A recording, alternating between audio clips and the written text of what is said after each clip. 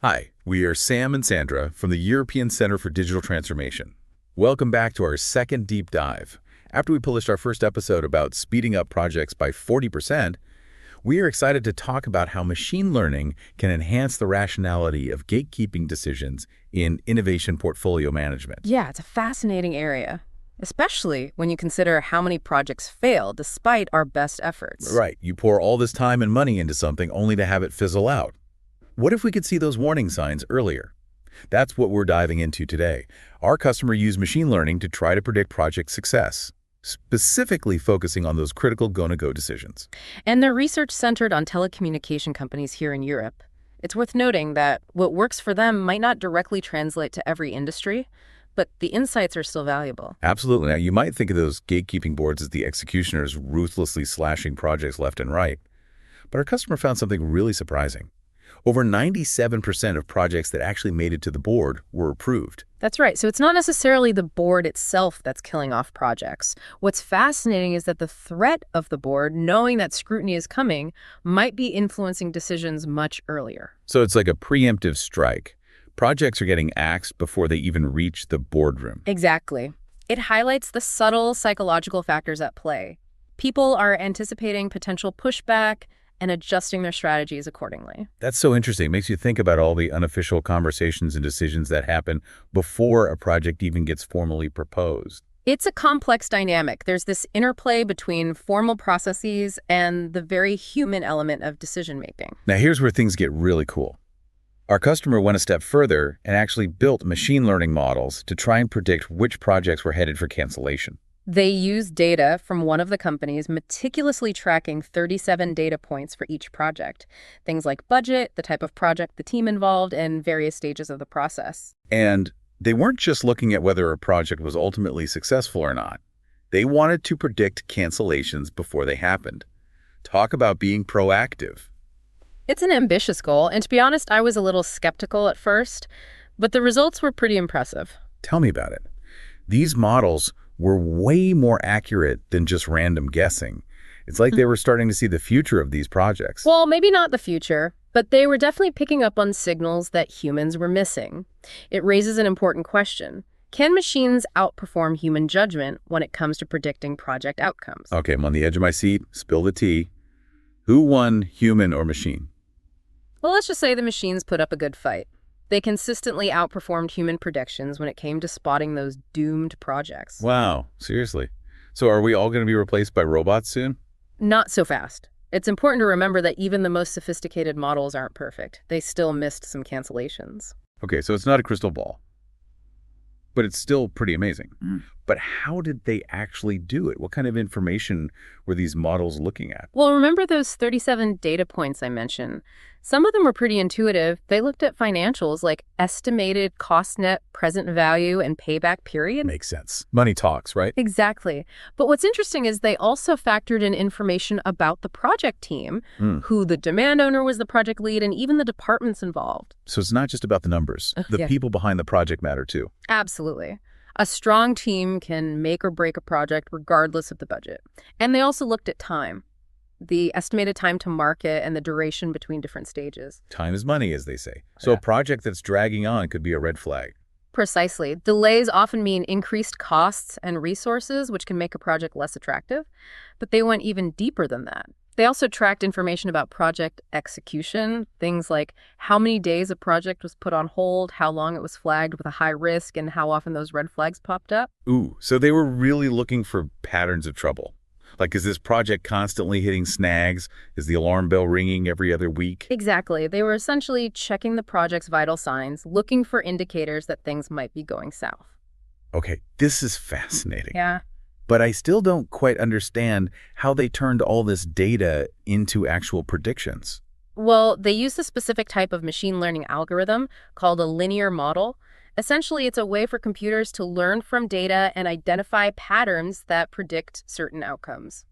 So it's like training a dog, but instead of treats, you're using data points to teach the computer to recognize what a failing project looks like. That's a good analogy. And remember, they created 4 different models, one for each stage of the project process. Why was that so important?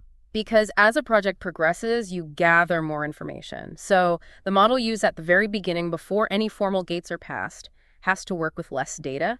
But by the time you get to that final gate right before implementation, you have a much richer data set to work with. So it's like the models are getting smarter as the project goes along.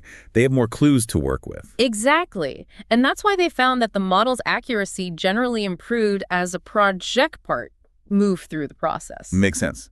But let's be real. No model is perfect, right?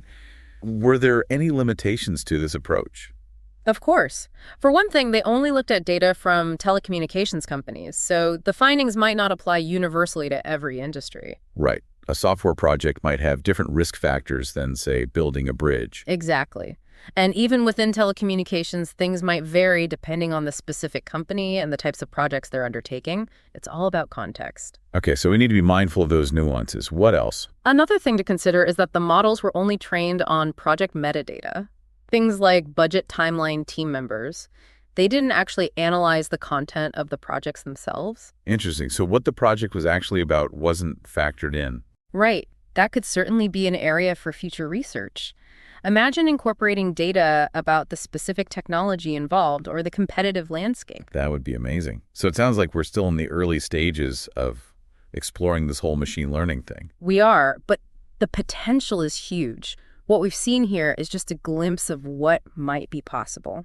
Now, I want to bring this back to our listeners. This has all been super interesting, but how can people actually use these insights in their own work? Well, I think the first takeaway is to remember that even with sophisticated tools like machine learning, human judgment is still crucial. We need to be aware of those subtle psychological factors that influence decisions, both our own and those of others. So being aware of potential biases and hidden influences is key. What else? Second, we need to remember that machine learning is a tool, not a magic bullet. These models can provide valuable insights, but it's up to us to interpret those insights and use them wisely. Like having a GPS, right? It can point you in the right direction, but you still need to know how to drive. Exactly. And finally, I think it's important to stay curious and open to experimentation.